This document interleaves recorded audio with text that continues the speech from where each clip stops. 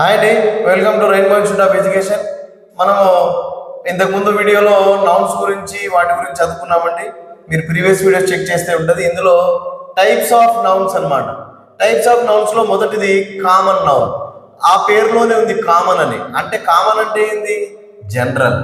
General అంటే స్పెసిఫిక్గా ఏముండదు, మనం మామూలుగా చెప్పేది. అందుకనే దీని పేరు కామన్ నౌన్. అంటే జనరల్ నేమ్ అంట. అంటే ఇక్కడ చూడండి, given to A person, place, animal or thing. It does not tell us exactly which one.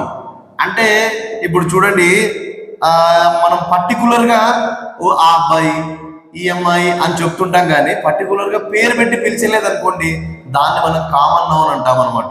ఇక్కడ కొన్ని ఎగ్జాంపుల్స్ ఉన్నాయి చూడండి. అదే పీపుల్ అనుకోండి, బాయ్, గర్ల్, టీచర్, డాక్టర్. మనం కామన్గా చెప్పేది.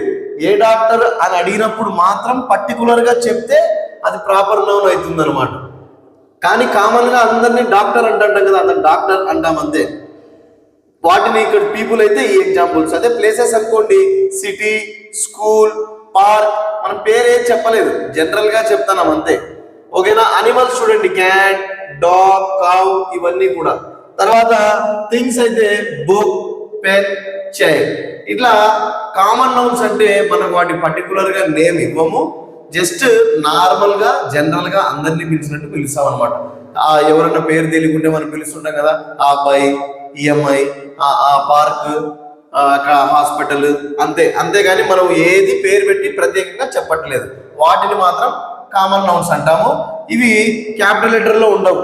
ఎందుకంటే ఎక్సెప్ట్ అంటే ఇదే దీంతో కనుక, అంటే ఈ నేమ్తో కనుక స్టార్ట్ అయితే సెంటెన్స్, అప్పుడు క్యాపిటల్ లెటర్లో ఉంటాయి. అదే ప్రాపర్ నౌన్స్ అనుకోండి, 100% అవి క్యాపిటల్ లెటర్లో ఉంటాయన్నమాట. లైక్ చేయండి, షేర్ చేయండి. Thank you so much.